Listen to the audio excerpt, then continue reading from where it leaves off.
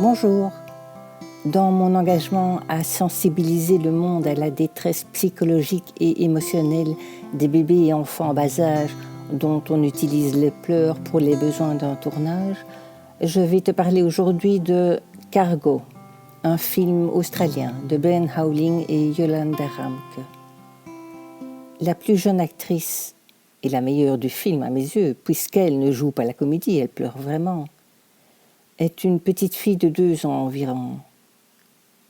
Plusieurs scènes sont particulièrement difficiles si tu ouvres les yeux sur le fait que les bébés et bambins ne comprennent pas qu'ils sont dans une fiction.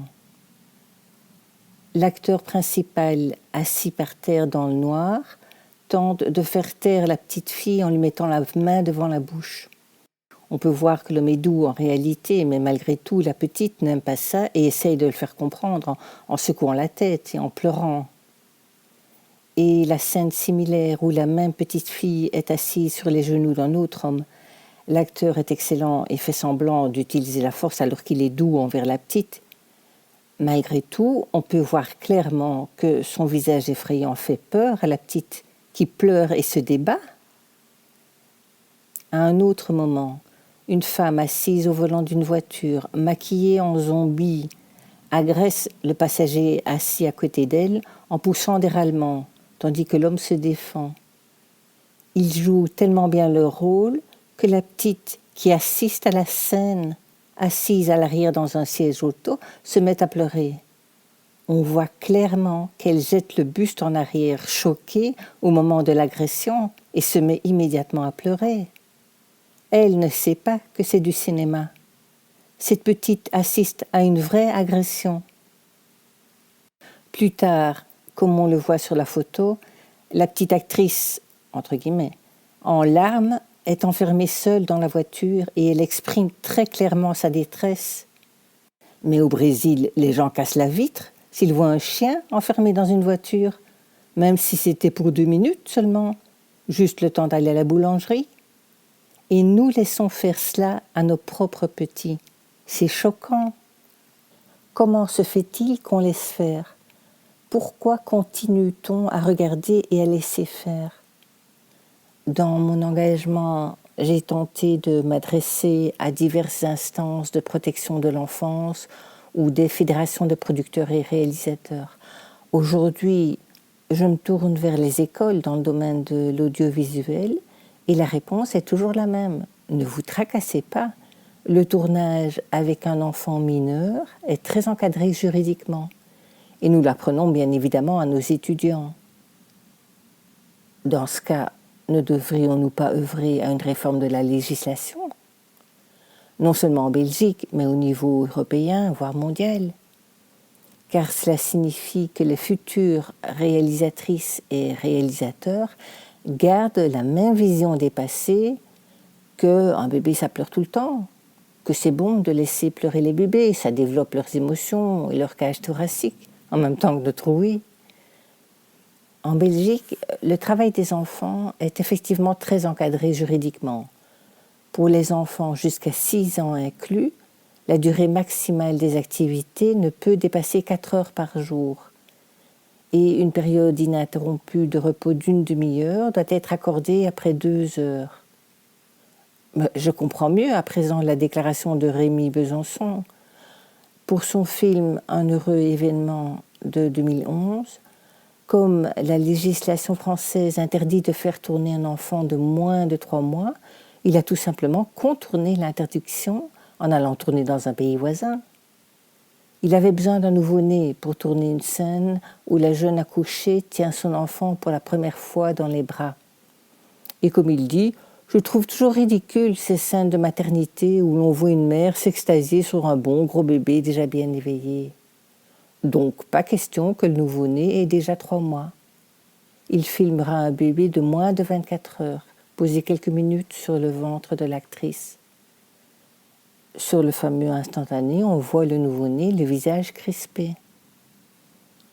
Pour le reste du film, l'actrice tournera avec près d'une vingtaine de nourrissons. Mais pourquoi persévérer à penser que c'est anodin, que ce n'est pas grave ? Et si ça l'était ? Les responsables d'un zoo accepteraient-ils de prêter un nouveau-né girafe, panda, bonobo, chimpanzé ou que sais-je, juste pour 5 minutes? De nombreuses informations sont accessibles sur Internet aujourd'hui sur les raisons pour lesquelles il est nocif de laisser pleurer un bébé. Par les pleurs qui sont son unique moyen de communication verbale, énonce le site Crèche pour tous, l'enfant exprime en réalité un besoin, quel qu'il soit. Et même s'il ne rencontre pas toujours la réponse adaptée, l'important est de lui montrer que l'on est là pour lui. L'essentiel est de lui montrer que l'adulte l'écoute, prend en considération son mal-être et est présent pour lui. Un autre site, Positivé, explique qu'on a d'abord pensé qu'il fallait laisser pleurer un bébé. Aujourd'hui, et l'article date de 2016 déjà, on recommande de le réconforter car un nourrisson ne s'arrête pas de pleurer parce qu'il a compris que ses parents ne s'aideront pas, mais parce qu'il finit par s'épuiser. Plus le bébé pleure, plus il angoisse.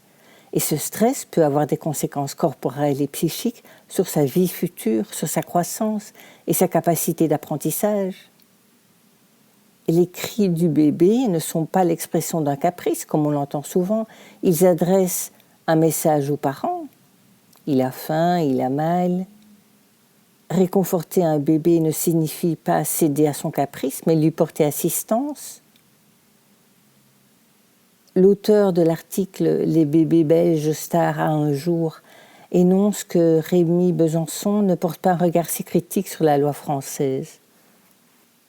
Il ajoute « De toute façon, au bout de 2 heures de tournage, l'enfant est fatigué, il n'arrive plus à se concentrer comme un adulte et ce n'est pas la peine d'insister. » Sérieusement, un nourrisson peut être utilisé sur un plateau de tournage pendant 2 heures d'affilée, mais il est urgent de changer les mentalités et les lois.